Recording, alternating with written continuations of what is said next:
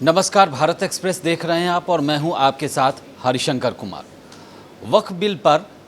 दिल्ली से लेकर के पटना तक घमासान मचा हुआ है। आज ऑल इंडिया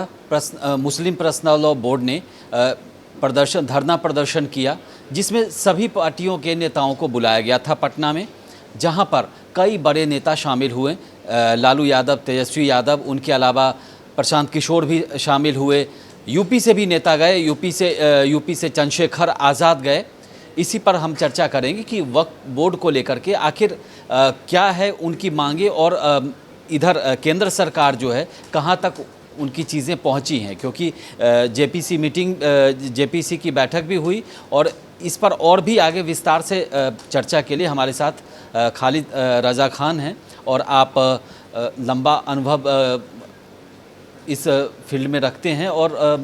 इन चीज़ों को बहुत बारीकी से देखते हैं। सर, एक चीज़ बताइए कि बिहार में इसी साल जो है वो चुनाव होने हैं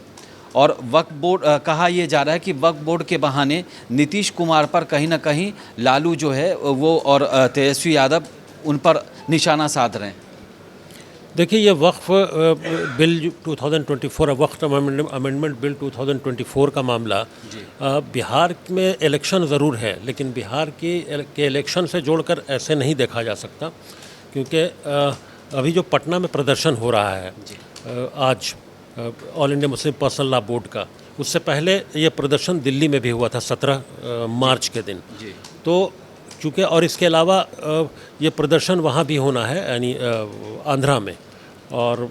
वहाँ भी लोगों ने मुलाकात की है चंद्रबाबू नायडू से। तो इसको अभी इलेक्शन से जोड़कर नहीं देखा जाना चाहिए, क्योंकि मुझे ऐसा लगता है क्योंकि all India Muslim personal law board country wide इस तरह का प्रदर्शन कर रहा है, क्योंकि वो वक्फ बिल से में जो अमेंडमेंट्स है उससे वो इत्तफाक नहीं करते,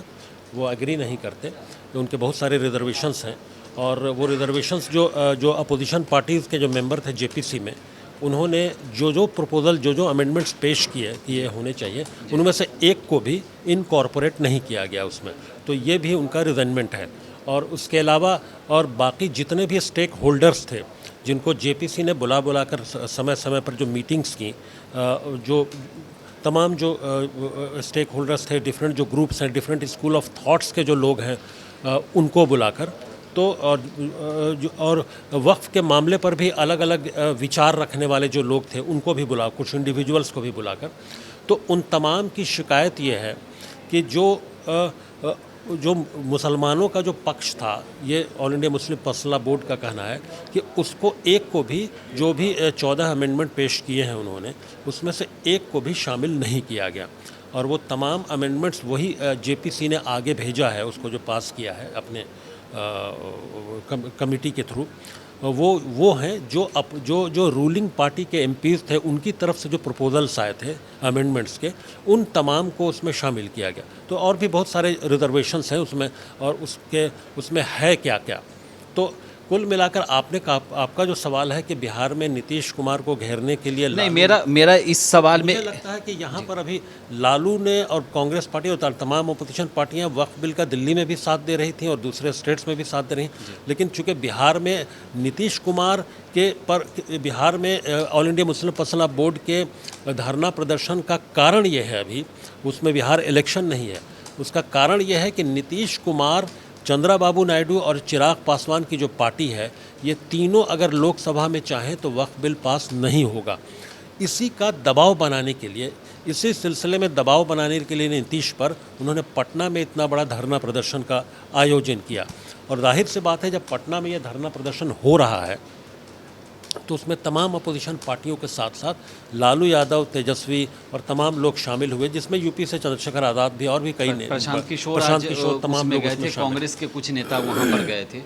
अच्छा, वक्फ बिल जो आप कह रहे हैं, इन लोगों का सबसे ज़्यादा ऑब्जेक्शन किन चीज़ों पर है जो सरकार जो बिल लेकर आई है? एक तो महिला सदस्य की इसमें एंट्री है, कुछ लोग कहते हैं कि उस पर भी इनको ऑब्जेक्शन है। दूसरा कि और किस किस चीज़ पर जो है इन लोगों का विरोध है, जो सहमति जिस पर नहीं बन पा रही है? देखिए, महिला वाले पर बहुत विरोध नहीं है। ये एक अच्छा प्रपोजल है, अच्छा कदम है, जिसको वेलकम किया जाना चाहिए कि वक्फ अमेंडमेंट वक्फ बोर्ड में, और चाहे सेंट्रल काउंसिल हो या फिर स्टेट वक्फ बोर्ड हो, उसमें महिला मेंबर का शामिल होना, ये तो इसको वेलकम किया जाना चाहिए।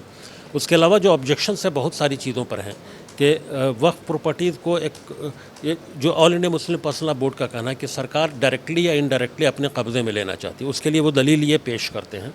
कि कोई भी हिंदुस्तान में जैसे दूसरे जो बोर्ड्स हैं, इंडाउमेंट बोर्ड्स, जो हिंदू रिलीजियस इंडाउमेंट बोर्ड्स हैं या गुरुद्वारा प्रबंधक कमेटी है, सिख गुरुद्वारा प्रबंधक कमेटी, उसमें किसी भी जो जिस धर्म के या जो स्टेक होल्डर्स हैं उन्हीं के मेंबर उसमें शामिल हैं, उन्हीं का सीईओ उसमें शामिल है। तो इसमें क्या ज़रूरत है कि जो नॉन मुस्लिम्स हैं उनको मेंबर बनाया जाए, उनको सीईओ की अपॉइंट करने का प्रावधान क्यों रहेगा इसमें? आखिर क्या ज़रूरत है?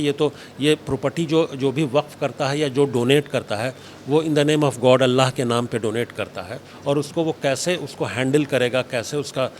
सरकार नज़र ज़रूर रख सकती है चूँकि प्रॉपर्टी का मामला है, लेकिन उस बोर्ड में किसी नॉन मुस्लिम मेंबर को रखने की क्या ज़रूरत है? सरकार की मंशा पर उन्होंने सवाल उठाया कि इसके ज़रिए सरकार क्या करना चाहती है। और दूसरा है सबसे बड़ा मामला वक्फ बाय यूज़र, यानी जो सपोज़ 400-500 साल से बहुत सारी प्रॉपर्टी है, कोई कब्रिस्तान है, कोई दरगाह है, कोई खानका है, कोई मस्जिद है, जो सपोज़ 500 साल से वो मस्जिद के रूप में है या कब्रिस्तान के रूप में है वो प्रॉपर्टी, वो जो है उसको ये कहा जाता है कि वो यूज़ में है, यानी वक्फ बाय यूज़। अगर कभी किसी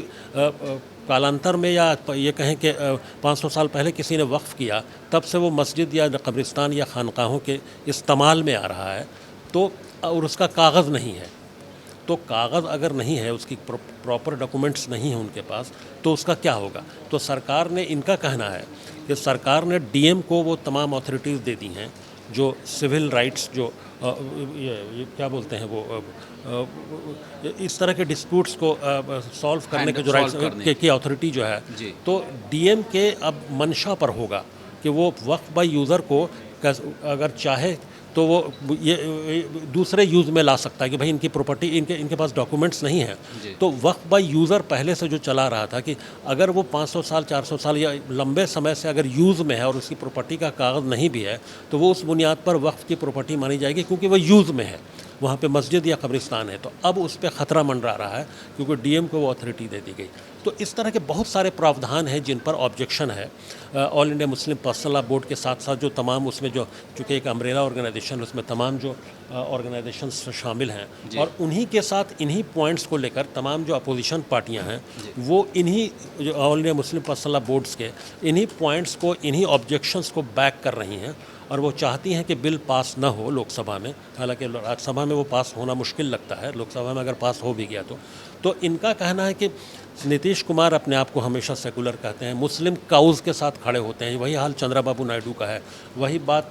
चिराग पासवान बोलते रहे उनके पिता के ज़माने से। तो इन लोगों को लोकसभा में जब ये बिल पेश किया जा रहा हो तो इन लोगों को बिल के अपोजिशन में खड़ा होना चाहिए, बिल का विरोध करना चाहिए, न कि बिल के साथ खड़ा होना चाहिए। तब अगर ये तीनों पार्टियों के लोग, अगर ऐसा परमुटेशन कॉम्बिनेशन है कि तीनों पार्टियों के लोग अगर चाह लेंगे और उसको बिल को अपोज कर देंगे तो बिल पास नहीं हो पाएगा लोकसभा में। तो इसीलिए, और आपको क्या लगता है कि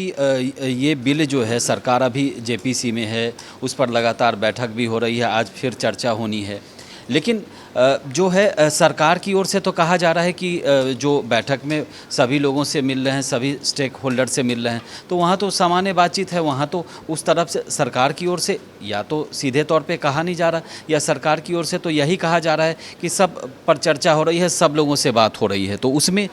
मतलब मसला फंस कहाँ रहा है? देखिए, ऐसा नहीं है, सरकार भी बातचीत अपने लेवल पर जो करने की कोशिश कर रही है, और ख़ास तौर से जेपीसी इसके लिए बनाई गई। और जाहिर सी बात है, जब ये बिल पार्लियामेंट में 8 अगस्त को लाया गया था, तो उस 8 अगस्त 2024 को, तब उस समय बिल को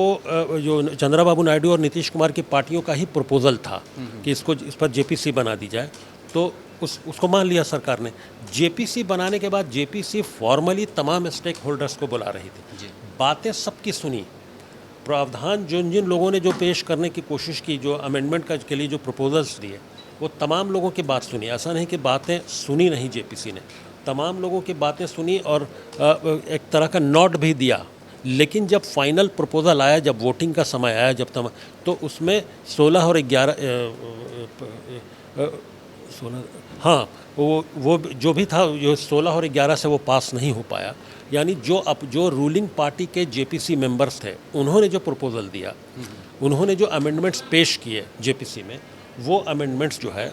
वो अमेंडमेंट्स को उसको जेपीसी ने मंजूर कर लिया। और जो अपोजिशन पार्टियों की तरफ से और जो बाकी स्टेक होल्डर्स जिनसे मीटिंग लगातार होती है, एक तो अपोजिशन पार्टी के एमपीज़ हुए जो जेपीसी में थे, उसके अलावा जो अलग अलग स्टेक होल्डर्स को अलग बुला के जो मीटिंग की जा रही थी जेपीसी के द्वारा, उन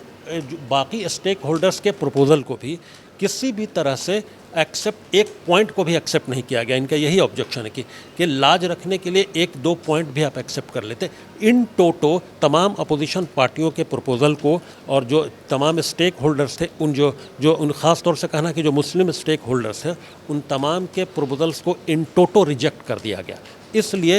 ये लोग एग्री नहीं कर रहे हैं। ये मेन ऑब्जेक्शंस यही है कि कोई भी प्रावधान अगर उसमें शामिल किया जाता है, लेकिन कोई भी नहीं किया गया, तो इसीलिए ये इनका कहना है कि सरकार की मंशा पर सवाल उठा रहे हैं कि सरकार आखिर चाहती क्या है। क्योंकि 14 प्रपोज़ल मान लिए जो उनकी तरफ से आए थे, एक प्रपोज़ल भी नहीं माना, तो इस पर भी सरकार को सोचना चाहिए कि भाई ठीक है, डिसेंट नोट देने का सबको अधिकार है, लेकिन डिसेंट को अगर शामिल किया जाए उसमें, या प्रपोज़ल्स को शामिल किया जाए अपोजिशन के या जो स्टेक होल्डर्स हैं उनको, तो ये सरकार के पर भी विश्वसनीयता जो है स्टेक होल्डर्स की बढ़ेगी। तो मुझे लगता है कि सरकार को या जेपीसी को इस बारे में भी सोचना चाहिए। जी, हमसे बातचीत करने के लिए धन्यवाद। इस टॉपिक पर हम आगे भी नज़र बनाए रखेंगे। देश और दुनिया की ताज़ा तरीन खबरों के लिए देखते रहिए भारत एक्सप्रेस डिजिटल। नमस्कार।